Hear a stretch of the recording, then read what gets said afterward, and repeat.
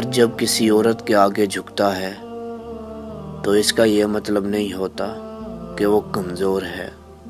جو مرد کسی عورت کے آگے جھک جاتا ہے اس کا مطلب یہ ہے